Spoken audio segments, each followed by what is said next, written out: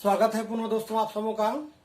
हम लोग rational number परिमेय संख्या के अध्ययन के अंतर्गत इसमें बहुत कुछ पढ़ लिए थे और इसमें हम लोग कुछ का पढ़ना बाकी था।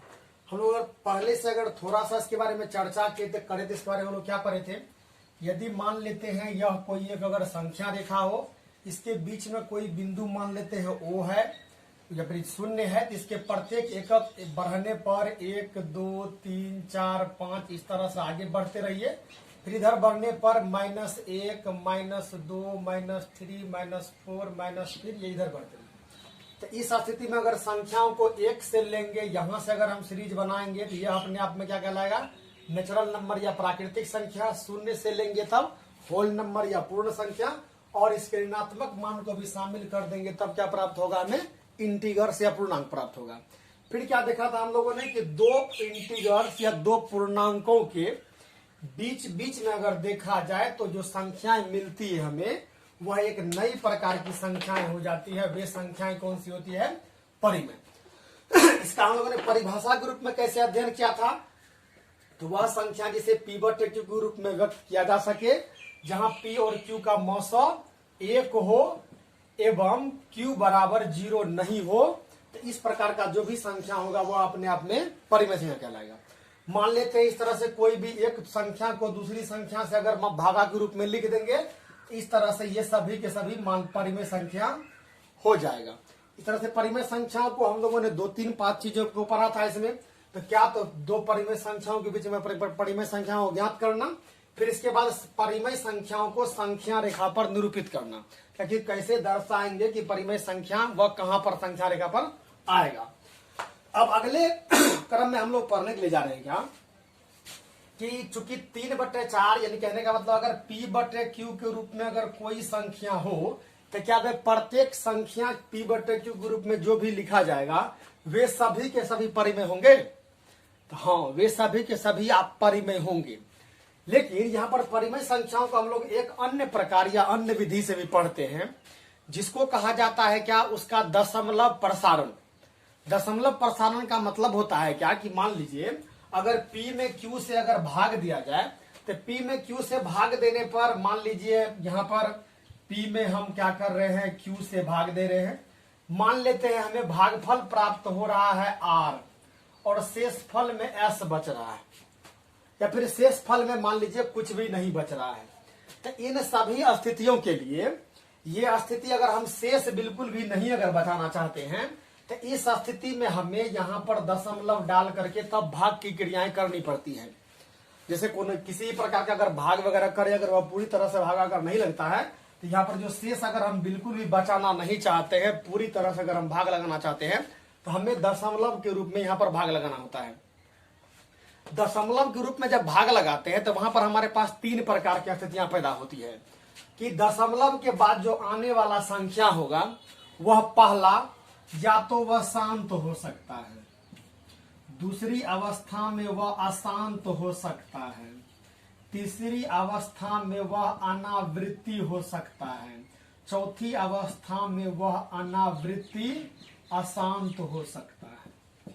ठीक है, और ये कब किस अवस्था में या किस रूप में होगा, यह आप अगर चाहें तो इस Q के मान को देख करके इसके बारे में निराकरण लगा सकते हैं।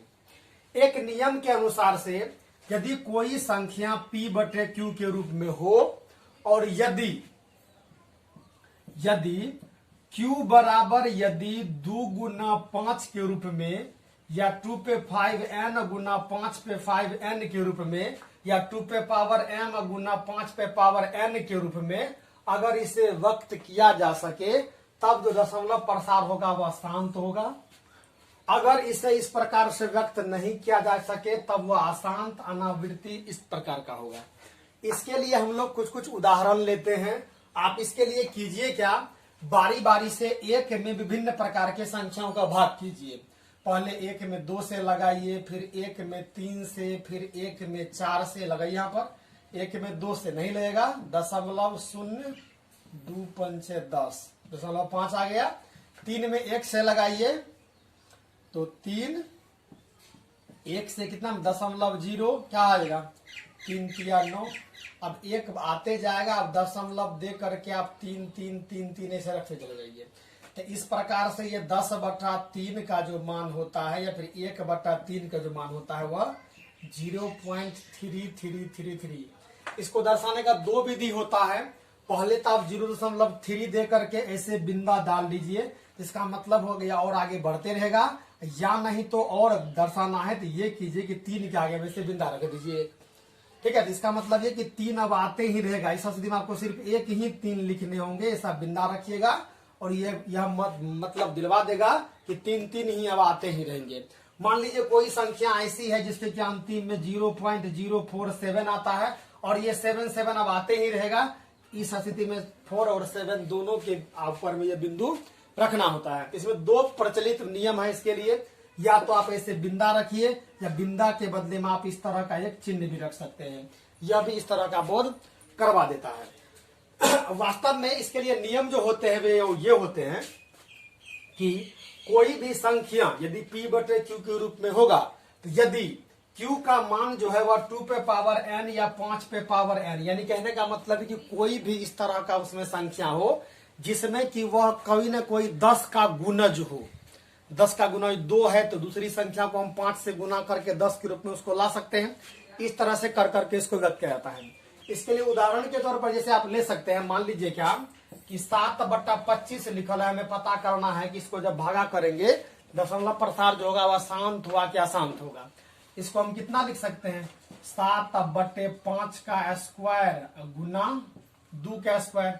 इसमें 5 का स्क्वायर था 2 दूना 4 से ऊपर में इसमें गुना किया हर में 5 तो यही है, तो 4 से 4 में इससे भी गुना कर दिए तो कितना हो जाएगा 7 चौका 28/100। अब यहाँ पर क्या देखते हैं, नीचे में 2 शून्य है, तो इस प्रकार से संख्या में जितने भी नीचे में जितने शून्य है संख्या को उतना ही गिन करके उतने अंक के बाद दशमलव आप रख दीजिए।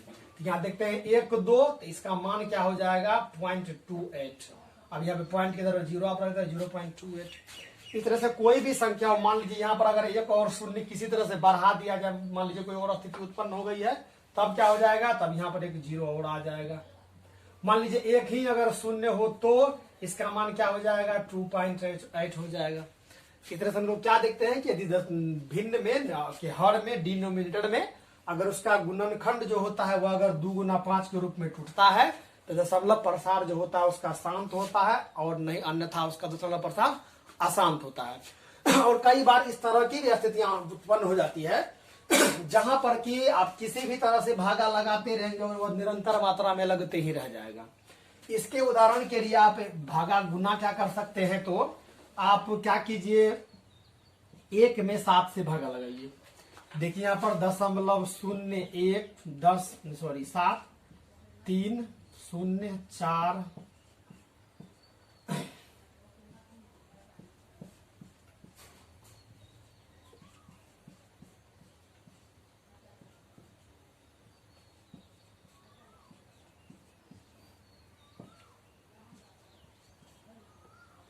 अब यहाँ देखिए, शायद आप लोग देख नहीं पाए होंगे, मैं यहाँ इसके बाद से फिर लेता हूँ यहाँ से। मान लीजिए यहाँ पर 40, तो यहाँ से 40 के बाद यहाँ पर 5 मरतबे लगाए तो 35 आएगा, 5 बच गया, अब 0 7 7 49, 1 आएगा, अब फिर से 0। क्या देखते हैं, आपने 10 से क्रियाएं शुरू किया था, फिर से 10 आ गया। अब अगर फिर से क्रियाएं यह करते रहेंगे तो फिर से अब आपको 4 2 8 5 7 ये आते ही रहेगा। यानी कहने का मतलब है जैसे पहले देखे थे 1/3 करने पर 3 की पुनरावृत्ति होते रहती है निरंतर मात्रा में, इसी प्रकार से यहाँ पर 4 2 8 5 7 का पुनरावृत्ति होते ही रहेगा। तो इस स्थिति में तब क्या कहेंगे, इसे हम लोग परिमय क्या परिमय, ये इस स्थिति में परिमय संख्या कहलाएगा। और अगर कोई इस तरह की स्थिति उत्पन्न हो जाए जहां पर क्या आप किसी भी 100% यानी किसी निष्कर्ष पर आप पहुंच ही नहीं पाए, जब इस जैसे मान लीजिए कि हम लोग अगर पाई का वैल्यू लेते हैं तो नॉर्मल लेते हैं 22/7, इसको अगर आप भाग लगाते ही रहेंगे लगाते रहेंगे तो अभी तक में बड़े से बड़े सुपर कंप्यूटर के द्वारा ट्रिलियन तक इसका मान निकाला गया है, 100% नहीं आ पाया है।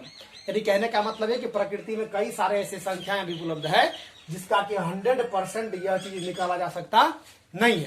और जिस संख्या का भी इस तरह से पूरी तरह से निकाला नहीं जा सकता, उन संख्याओं को हम लोग आगे चल करके अपरिमेय संख्या के रूप में रखते हैं। इस तरह से वास्तव में देखा जाए तो कोई संख्या अगर मान लीजिए 1.000 करके 0, 1, 2, 3 और इस तरह संख्या बढ़ ही रहा है, सीधा बात है 1.00 क्या मतलब 1 और 2 के बीच की संख्या है। 1 और 2 के बीच की संख्या है, यानी कहने का मतलब ये कि 1 अपने आप में पहले से परिमेय संख्या है और 2 भी अपने आप में परिमेय संख्या है। इस तरह से एक निष्कर्ष अन्य प्रकार का क्या निकलता है कि 2 परिमेय संख्याओं के बीच में अनंत प्रकार की संख्याएं होती है, और जो यहाँ पर कुल मिलाकर के छोटी से छोटी संख्याओं से मिल करके बना हुआ होता है, उन छोटी संख्याओं को फिर से एक नया संख्या बनाते हैं, जिसको हम लोग कहते हैं कंची तो रियल नंबर।